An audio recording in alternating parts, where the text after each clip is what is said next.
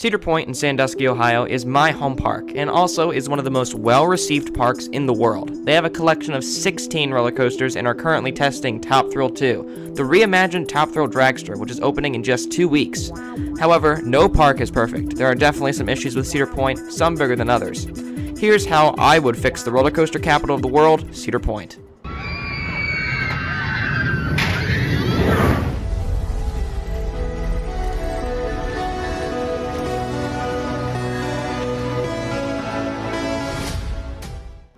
Really quick, something to note. I love Cedar Point, and it's my home park and my favorite park I've been to. These issues aren't really that big of a deal and do not ruin the park experience. They are simply issues that could be improved to make the park perfect. Starting off with one of the bigger issues, and probably the biggest complaint about Cedar Point recently, the operations. In 2017, 2018, and 2019, operations were phenomenal. Rides were dispatched quickly, not a lot of coasters broke down, and the lines moved fast. However, after the pandemic in 2020, operations have gone downhill.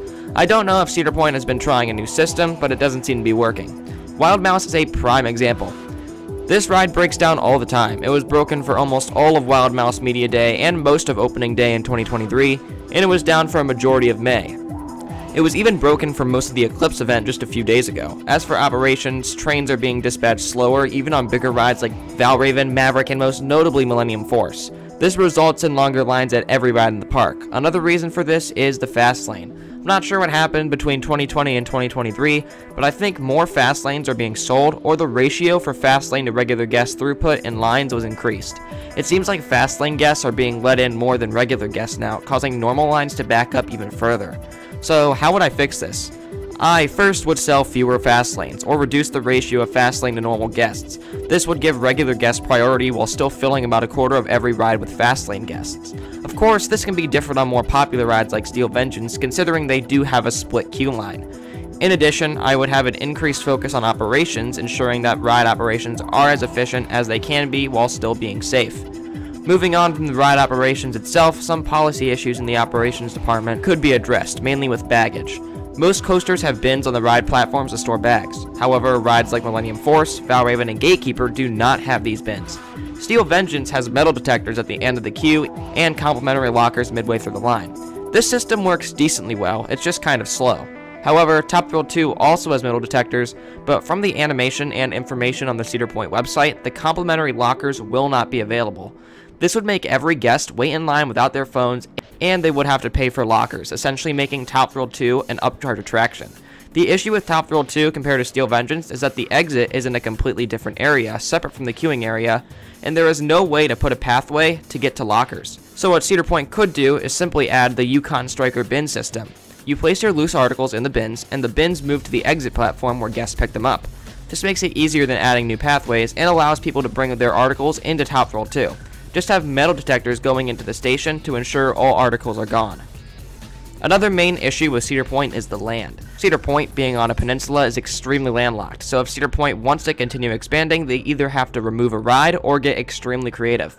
Of course, Forbidden Frontier Island is currently available, but for the fun of it, where could Cedar Point expand past that? I personally see 3 main areas.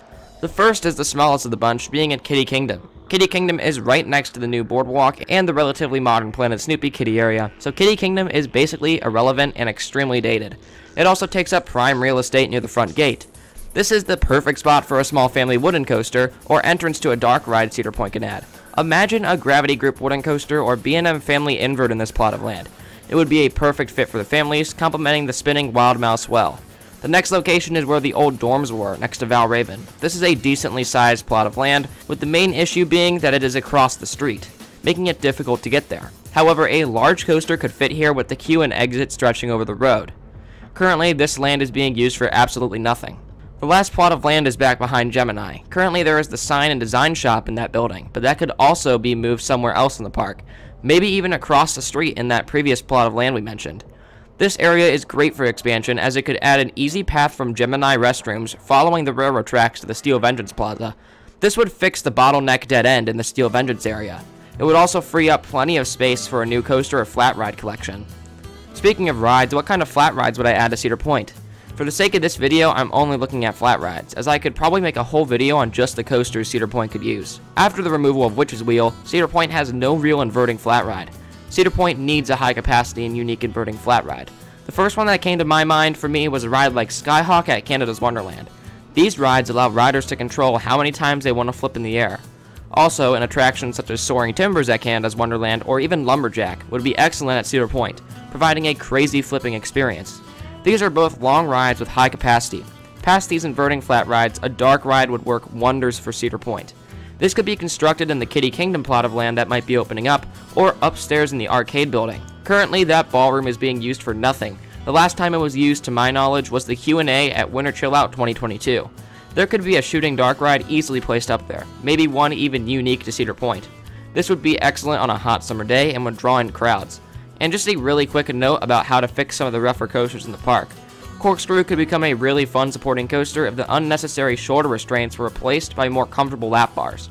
In addition, Magnum could get updated lap bars as well, or even just lap bars with some extra padding.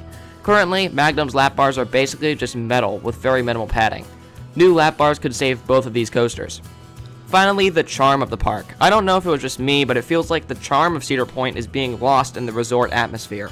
The little things that really made Cedar Point special, from the music being played, little effects on rides, and even paint made Cedar Point special, and a lot of that is being removed. Let's run through these and what I would bring back.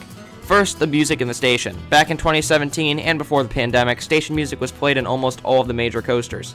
In 2023, Steel Vengeance's awesome soundtrack returned, but Magnum never got its soundtrack back to my knowledge, and sometimes the iconic Millennium Force soundtrack is muted. Hopefully, Top Thrill 2 brings back Baby I'm Ready to Go, but we'll have to wait and see. We know Cedar Point and Cedar Fair is partnered with IMAscore, so I really hope they continue to use IMAscore to make soundtracks, or at least bring some of the old soundtracks back. In Frontier Town, the museum was removed. I'm aware that this was postponed indefinitely because of the restroom upgrades, but this museum was a cool hidden gem on a hot day. It had a movie playing, roller coaster models, old maps, and a working Steel Vengeance model. It was an awesome place to relax and learn some park history, so it was very charming. Also in Frontier Town was Maverick's water fountains. That isn't that big of a deal, but these water effects were loud and exciting as you entered Frontier Town, and I really wish they would bring it back. They've been gone since 2018. It made Maverick even more intimidating. Next, the paint jobs. Currently, to me at least, the paint jobs on Rougarou and Iron Dragon just don't really fit well with each other. Iron Dragon's red and yellow doesn't look that great, and the Rougarou colors are boring. What I would do is bring Iron Dragon back to its original colors, red with white supports. Iron Dragon was changed in 2004 to match the original dragster, but now that Top Thrill 2 is red and white, why not make Iron Dragon those colors too? Rougarou, in my opinion, looked way better with the iconic Mantis colors, and it seems a lot of people agreed. Mantis had yellow and orange track with purple supports, and it looked super cool. Finally, something that made Cedar Point special was that they had their own coaster club. Ride Warriors was a super cool club that allowed for ERT during the summer, in the morning, and night. And it also offered one special behind-the-scenes tour in the winter. This ERT wasn't any Coaster Mania ERT. This was maybe 50 people marathoning 3 different coasters at a time, and it was excellent. They got rid of this, I believe, in 2018, but it was such a fun experience. I would definitely bring it back. It was super special and made Cedar Point different from anywhere else. Again, these are just all my thoughts on how to improve Cedar Point. None of these are super big issues, just things I would like to see implemented as a coaster enthusiast. Improving operations mainly would do wonders for Cedar Point, but bringing back some events and charm that made Cedar Point special would be great as well. Anyways, let me know what you would bring back to Cedar Point, and make sure to leave a like and subscribe if you enjoyed. Have a great rest of your day.